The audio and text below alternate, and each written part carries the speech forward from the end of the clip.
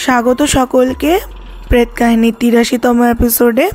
আজও একটা সুন্দর এবং হাড়হিম করা ঘটনা তোমাদেরকে শোনাবো। আশা করছি তোমাদের ঘটনাটা শুনতে খুবই ভালো লাগবে। তবে আজকের ঘটনাটা খুব একটা বড় ঘটনা নয়, প্রথমেই বলে রাখছি। আজকের ঘটনা একটি ছোট্ট ঘটনা, আর এটা যে জায়গায় ঘটেছে সেই জায়গাটার নামটা হয়তো বলবো, প্রপার জায়গাটার নামটা বলতে পারবো না তার নিষেধের জন্য, এবং তিনি চানও না যে তার নামটাও আমি এখানে বলি। তাই সেই জন্য উনি যেমনভাবে আমাকে বলেছেন আমি ঠিক তেমনভাবেই তোমাদেরকে শোনাচ্ছি। চলো আর দেরি করবো না, সরাসরি চলে যাবো মূল ঘটনাতে। ঘটনার প্রথমেই জানিয়ে রাখতে চাইছি, এই ঘটনাটা খুব বেশি পুরনো ঘটনা নয়, 2 থেকে 3 বছর হবে। এবং আমি যে পাড়াতে বিয়ে করে এসেছি তার 4-5টা বাড়ির আগেই আমার বাপের বাড়ি। আর 11 বছর ধরে আমি যার সঙ্গে প্রেমের সম্পর্কে ছিলাম তার সঙ্গেই আমার 3-4 বছর আগেই বিয়ে হয়। এবং বিয়ে করে আসার পর থেকেই ঠিক আমাদের বাড়ির পাশের বাড়িটাতেই একটি কাকিমা, কাকু, তার ছেলে এবং তার ননদের 2 বাচ্চাকে নিয়ে উনি একটা ভরা সংসারে থাকতেন। ভালোই ওদের ফ্যামিলি ব্যাকগ্রাউন্ড ছিল, ভদ্র অতিরিক্ত ওরা। এবং একটা জিনিস প্রবলেম শুরু হলো, কাকিমা হঠাৎ করে হার্টের প্রবলেম দেখা দিল এবং তারপর থেকেই কাকিমা বেশ অসুস্থই থাকতো। 2 দিন ভালো থাকতো তো 4 দিন খারাপ থাকতো। তা ডাক্তার বৈদ্য সবই দেখানোর পরেও কিছুতেই কাকিমা সেরে উঠছিলেন না। এরকম করতে করতে আমার 1 বছর কাটার পর হঠাৎই শুনতে পাই খুব বাড়াবাড়ি হয়ে গেছে, কাকিমাকে হসপিটালে ভর্তি করতে হয়েছে। এবং কাকিমাকে হসপিটালে ভর্তি করার ঠিক তার 1 দিন কাটার পরের দিন ভোরবেলায় ঘরের মধ্যে নক করে তার ছেলে এসে আমার শ্বশুরমশাই এবং আমার হাজব্যান্ডকে জানায় যে এরকম মা নেই, মারা গেছে, তোমরা যদি পারো একবার এসো। তা যাই হোক, আমি, আমার হাজব্যান্ড সবাই একবার গিয়েছিলাম কাকিমাকে শেষবারের মতন দেখতে। খুবই সবাই কান্নাকাটি করছিলেন, কারণ পাড়ার মধ্যে উনি খুবই জলি একজন মহিলা ছিলেন, হাসি খুশি। তা যাই হোক, ওই রকম দেখার পর বাড়িতে সবারই মন মেজাজ খারাপ যে মানুষটা এত ভালো ছিল কিন্তু হঠাৎ করে কি হয়ে গেল, মারা গেল। তার কিছুদিন পর যেমন অনেকের বাড়িতে 10 দিনে ক্রিয়া কাজকর্ম হয়, কারো কারো 11 দিনে হয়, কারো কারো 15 দিনে হয়, কিছু মানুষের 13 দিনেও হয়। তো ওনাদের ছিল 10 দিনে কাজ। তো সেটা মেটানোর পর শ্রাদ্ধ শান্তি সব মিটে যাওয়ার পর বেশ ওদের বাড়িতে একটা অন্যরকম ব্যাপার শুরু হয়েছিল, মানে যেটাকে বলা হয় অলৌকিক ঘটনা ঘটা। এবং সেখানে হঠাৎ করেই যেই টাইমে কাকিমা যেই কাজগুলো করতেন ঠিক ওই টাইমেই ওই অ্যাক্টিভিটির আওয়াজ পাওয়া যেত। যেমন কাকিমা যেমন সকালবেলায় উঠে বাইরের বারান্দাটা ঝাঁট দিতেন, সেই ঝাঁটার আওয়াজ শোনা যাচ্ছিল। এবং ছাদের মধ্যে দৌড়ে দৌড়ে কাকিমা জামা কাপড় যখন তুলতে যেত 4টে 4:30 বিকেলবেলায়, তখন ওইরকম বিকেলবেলায় ওরকম আওয়াজ পাওয়া যাচ্ছিল ছাদের মধ্যে যে আর কোনো দৌড়াচ্ছে। রান্নাঘরে যে সময় কাকিমা রান্না করতেন, সকালবেলায় বাসন মাজতেন, ওই রকম টাইমে নানান রকমের এরকম আওয়াজ শোনা যাচ্ছিল।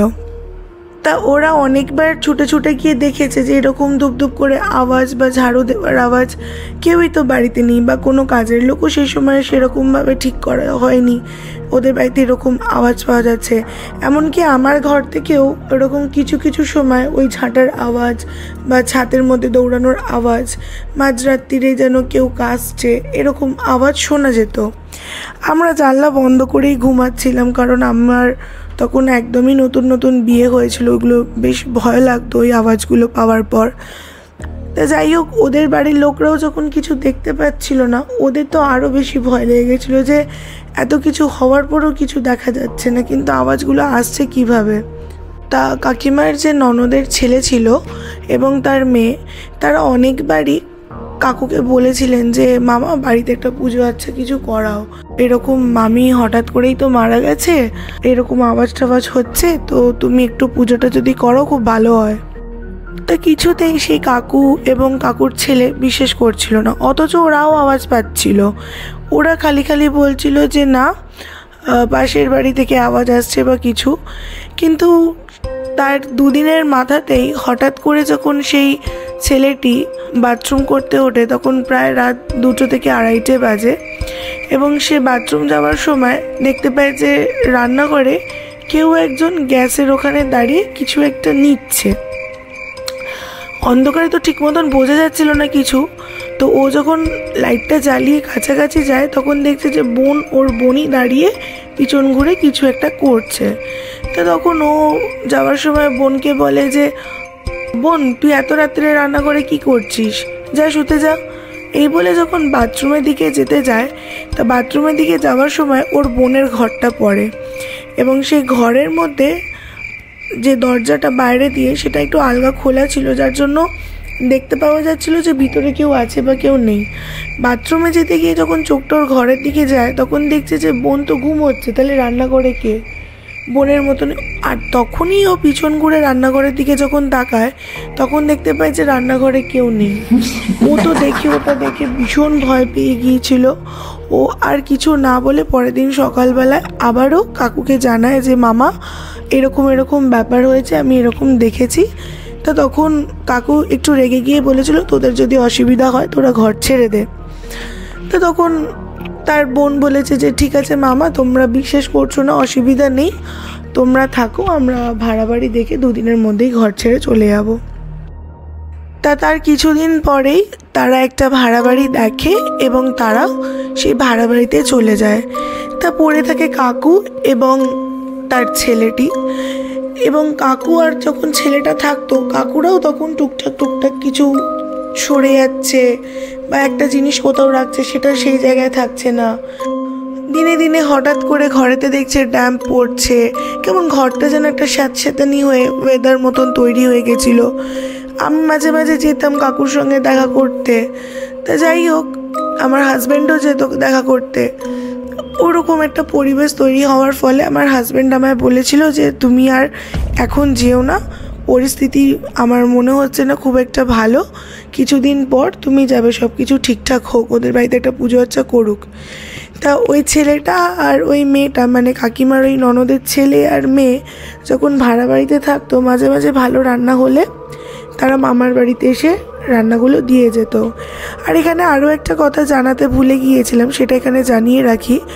এই যে কাকিমার ননদের মেয়ে এবং ছেলে যে ওদের বাড়িতে থাকতো, একটাই কারণে থাকতো, ছোটোবেলায় কাকিমার ননদ মারা যায় এবং কাকিমার ননদের হাজব্যান্ডও মারা যায় হঠাৎ করে, এবং দুজনেই মারা যাওয়ার ফলে তাদের মানে কাকিমার ননদের শ্বশুরবাড়ি থেকে বলে দিয়েছিল যে 2টো বাচ্চার দায়িত্ব কেউ নেব না। তাই কাকিমা বলেছিল যে ঠিক আছে, আমার তো এখনও বাচ্চা কাচ্চা হয়নি, আমি 2টো বাচ্চাকে নিজের ছেলে মেয়ের মতন করে মানুষ করবো। আর কাকিমা ওদেরকে অতিরিক্ত ভালোবেসেই মানুষ করেছে, কোনোদিনও মা বাবার অভাবটা কাকু বা কাকিমা ওদেরকে বুঝতে দেয়নি, কারণ আমি তো ওই পাড়ারই মেয়ে আর ওই পাড়ারই বউ, আমি সবটাই জানি। তো যাই হোক, ওরা ভালো কিছু রান্না হলে এসে দিয়ে যেত। তা একদিনকে ওই ননদের মেয়ে কাকিমার সে একটু সুন্দর করে মাংস রান্না করেছে এবং সেই ছেলেটিকে বলেছে যে দাদা তুই তাহলে গিয়ে একটু মামাকে আর দাদাইকে দিয়ে আয়, এবং সেই ছেলেটিও তাই করে, ওই মাংসর বাটিটা নিয়ে একটা ওপরে চাপা দিয়ে দিতে আসে মামার বাড়িতে। তা মাংসটা দিতে আসার সময় আমাদের বাড়ির পিছন দিকটা দিয়ে একটা গলি আছে যেটা একটু ঘুরপথ হয়, আর আরেকটা গলি আছে যেটা 2টো বাড়ির মাঝখান দিয়ে একটা সরু রাস্তা গেছে, ওটা শর্টকাট। আগাগোড়াই মায়েদের মুখ থেকে ছোটোবেলা থেকে শুনে এসেছি ওই গলিটার নামই নাকি ভূত গলি ছিল। তা ওইখান থেকে সবাই খুব একটা রাত্রিরের পর যাওয়া আসাটা খুবই কম করতো লোকজনে, কারণ ওখানে নাকি অনেকেই অনেক কিছু দেখেছে, অনেকেই অনেক কিছু আওয়াজ পেয়েছে, তাই জন্য ওই রাত্রির দিকে হলেও ওই রাস্তাটা সবাই একটু অ্যাভয়েড করে। তাই এবার ওরা 2 ভাই বোনেই যখন মাংসটা দিতে আসছিল, ওরা কি করেছে, ওরা আর ওই ঘুরপথ দিয়ে না এসে ওরা শর্টকাট দিয়ে আসতে গেছে, এবং ওই রাস্তাটা একটু শুনশান ফাঁকা আর সেই ঝোড়ো হাওয়া দিচ্ছিল, আর ওরা আসছিল দুজনে। আস্তে আস্তে হঠাৎ করে ওদের মামার বাড়ির দোতলার বারান্দার দিকে ওদের চোখটা যায়, মানে যেই ঘরটাতে কাকিমা আর কি থাকতেন। হঠাৎ করে দেখতে পায় যে বারান্দায় কিছু একটা রয়েছে দাঁড়িয়ে। ওরা স্পষ্ট বুঝতে পারছিল না যে কে, হয়তো ভাবছিল নয় কাকুর ছেলে দাঁড়িয়ে আছে বা কাকু দাঁড়িয়ে আছে, কেউ না কেউ হয়তো দাঁড়িয়ে আছে। ওরা যত এগিয়ে আসছে ততই জিনিসটা স্পষ্ট হয়ে উঠছিল। ধীরে ধীরে যখন কিছুটা কাছে চলে এসছে তখন ওরা ভালো করে যখন তাকিয়ে দেখে তখন দেখতে পায় যে একটি মহিলা একটি সাদা লাল পাড় শাড়ি পরে দাঁড়িয়ে রয়েছে গ্রিলটা ধরে, এবং ঘোমটাটার যে টানা, ঘোমটার মধ্যে যদি কোনো মুখ থাকে সেটা তো স্পষ্ট দেখা যাবে যখন হাত পাতগুলো দেখা যাচ্ছে, কিন্তু ওনার মুখটা দেখা যাচ্ছিল না। কিছু একটা মনে হচ্ছিল যেন ওখানে দাঁড়িয়ে রয়েছে, এবং সেই ফটোটাও ওরা ক্লিক করে। সেই ফটোটাও আমার কাছে আছে, যদি কারোর প্রয়োজন হয় আমি তোমাকে পাঠাবো প্রমাণের জন্য। ওটা দেখা মাত্রই ওরা আর সাহস করে ওদের বাড়িতে অবধি যেতে পারেনি, মামার বাড়িতে। ওরা আবার দৌড়ে ওদের ভাড়া বাড়িতে চলে যায়, এবং সেখানে গিয়ে যখন রাত্রিবেলায় ওই মাংসর বাটিটা খোলে একটা অদ্ভুতভাবেই পচা গন্ধ বেরোচ্ছে, যেমন মানুষ মরে গেলে পচে গেলে যে পচা গন্ধটা বেরোয় ঠিক ওই ধরনের একটা পচা গন্ধ। এবং ওরা যে রান্নাটা করাতেও করেছিল সেই খাবারটা থেকেও একটা গন্ধ বেরোচ্ছিল। ওরা এর রিজনটা বুঝতে পারেনি যে কেন এটা হয়েছিল। ওরা সঙ্গে সঙ্গে ওই খাবার ফেলে দেয়, এবং পরের দিন সকালবেলাতেই আমার পাশের বাড়িতে আরও একটি কাকিমা থাকেন, তারা ফ্যামিলি নিয়ে তারা মাঝে মাঝেই তারাপীঠে পুজো আচ্ছা দিতে যায়। তো সেই কাকিমার বাড়িতে গিয়ে ওরা সবটা বলে। তখন ওই কাকিমা বলেছিল যে তোরা এক কাজ কর, আমার সঙ্গে তারাপীঠে চ, ওখানে আমার একজন চেনা আছে, তোদের সঙ্গে কথা বলে দেবো, তোরা জানতে পারবি। এবং অদ্ভুতভাবে যখন ওরা তারাপীঠে যায় সেই লোকটির সঙ্গে দেখা সাক্ষাৎ করে কথাবার্তা বলে, সেই লোকটি ওরা কিছু বলার আগেই সমস্ত কিছু গড়গড় করে বলে দিচ্ছিল যে তোমার বাড়িতে এই হয়েছে, এইভাবে তোমার মামি মারা গেছে। তখন ওরা তো দুজনের দিকে চোখে তাকাতাকি করা শুরু করে দিয়েছিল যে উনি কি করে এত কিছু জানলো, ওনাকে তো আমরা কিছুই বলিনি। যাই হোক, ওনাকে তখন যখন সমস্ত কিছুটা ওরা কথাবার্তা ওখানে বলে তখন উনি একটাই কথা বলে যে হ্যাঁ, যেহেতু উনি একটা আশা রেখে এবং ভরা সংসার রেখে মারা গেছে, তাই জন্য ওনার আত্মা শান্তি হয়নি।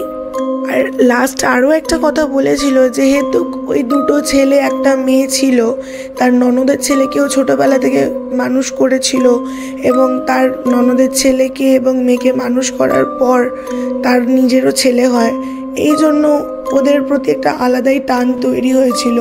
এবং ওদের বিয়েটাও দেখে যেতে পারেনি, তিনজনের মধ্যে একজনেরও বিয়েও দিতে পারেনি। ওনার একটা মনের মধ্যে আক্ষেপ ছিল যে তিনজনের মধ্যে কাউকে বিয়েও দিতে পারেনি এবং ঠিকঠাক করে কিছু করতেও পারেনি ওদের জন্য। তাই ওনার একটা টান ছিল, তাই বারবার করে উনি বাড়িতে আসছিলেন। তারপরে ওখান থেকে ওরা কিছু ফুল টুল দিয়ে পাঠায় এবং বলে যে বাড়ির মধ্যে এই ফুলটা তোমরা ছড়িয়ে দেবে আর এই জলটা ছড়িয়ে দেবে, দেখবে অনেকটা তোমরা শান্তি পাবে এবং উনিও একটু শান্তি পাবে। ওটা করার পর আরও মাঝে মাঝে গিয়ে ওরা আরও সমস্ত কিছু ক্রিয়াকর্ম করেছিল। তারপরে এখন ওই আওয়াজগুলো কিছুদিন যাবৎ ওটা বন্ধ হয়েছে, এখন ওরা ভালো আছে, সুস্থ আছে, এবং ওই তার কাকিমার ননদের ছেলে এবং মেয়ে তারাও একই বাড়িতে এখন রয়েছে, ভাড়া বাড়ি ছেড়ে দিয়ে কোনো রকমের অসুবিধা কিছু হয় না। আর উনি আরও একটা জিনিস বলেছিল, যতদিন না সেরকমভাবে কিছু হচ্ছে তোমরা গয়াতে গিয়ে পিণ্ডটা দিয়ে আসো। উনি ওই জন্যই আরও বেশি এরকম ছটফট করছেন। তোমরা পিণ্ড দিয়ে আসার পর দেখবে অনেকটা শান্তি পাবে, এবং সেই রকম মতনই তারা কাজ করেন। তারপর থেকে আমরাও এখন আওয়াজ টাওয়াজ কিছু পাই না, সবই শান্ত মতনই সব কিছু ঠিকঠাক রয়েছে। এবং এই ঘটনাটা সম্পূর্ণই তার ফ্যামিলির লোকের থেকেই আমার শোনা। আমি এখানে নামটা নিতে পারলাম না, তার পারমিশন যেহেতু আমি নিইনি, সেই জন্য আমি নামটা এখানে বলতে পারলাম না। সে আমাকে বলেছে যেন আমি ঘটনাটা শেয়ার করি, কিন্তু সে তার নামটা নিতে এখানে অনিচ্ছুক, তাই জন্য আমি নামটাও এখানে দিদিকে জানাতে পারিনি। আর আমি কলকাতা রুবিতে থাকি, ওখান থেকেই ঘটনাটা তোমাকে আমি লিখে পাঠাচ্ছি। আশা করছি তোমার ঘটনাটা শুনে ভালো লাগবে দিদি। যদি ভালো লেগে থাকে তুমি তোমার শ্রোতা বন্ধুদেরকে তুমি তোমার মতন করে ঘটনাটা পুরো শুনিও। ভালো থেকো। ধন্যবাদ দিদি, এত সুন্দর একটা ঘটনা তুমি আমাদেরকে শেয়ার করেছো। আমরা চাইছি এরকম সুন্দর সুন্দর একটু নতুন নতুন ঘটনা আমরা আমাদের সাবস্ক্রাইবার বন্ধুদেরকে শোনাই। আর খুব বেশি দেরি নেই 1K হতে। আমি বারবার একটাই কথা বলি যে 1K যত তাড়াতাড়ি হবে তত তাড়াতাড়ি কিন্তু তোমরা শর্টস ভিডিও পাবে এবং শর্টসের মধ্যে কিন্তু থাকবে সমস্ত রকম ডেসক্রিপশন এবং মরাল অফ দ্য স্টোরি কী হতে পারে বা কী জন্য কী হচ্ছে সব কিছু জানতে গেলে কিন্তু আমাকে চটপট করে সাপোর্ট করো যাতে আমি 1K হয়ে যাই। আর খুব শীঘ্রই কিন্তু প্রেত কাহিনী শর্টস আসতে চলেছে। আর প্রতিবারের মতন ঘটনা শেষ করার আগে একটা কথা বলবো যে নিচের ডেসক্রিপশনে আমাদের লিঙ্ক প্রোভাইড করে দেওয়া রয়েছে, ফোন নাম্বার দেওয়া রয়েছে। তোমরা যারা ঘটনা পাঠাতে চাইছো চটপট করে আমাদেরকে ঘটনা পাঠিয়ে দিতে পারো। প্রেত কাহিনী কিন্তু কোনো কুসংস্কার, অন্ধবিশ্বাস এবং কালো জাদুকে প্রমোট করে না এবং কোনো জাতিকে নিয়েও ভেদাভেদ করে না। কাজেই আপনারা যখন ভিডিওটা দেখবেন অ্যাজ আ এন্টারটেনমেন্ট হিসেবেই দেখবেন, সেটাই সবথেকে ভালো হবে। আর আগামী সপ্তাহের জন্য আরও একটি স্পেশাল ঘটনা আসতে চলেছে। এইভাবে সাপোর্ট করো যাতে আরও নতুন নতুন ভালো ভালো ঘটনা তোমাদেরকে আমরা শেয়ার করতে পারি। ধন্যবাদ।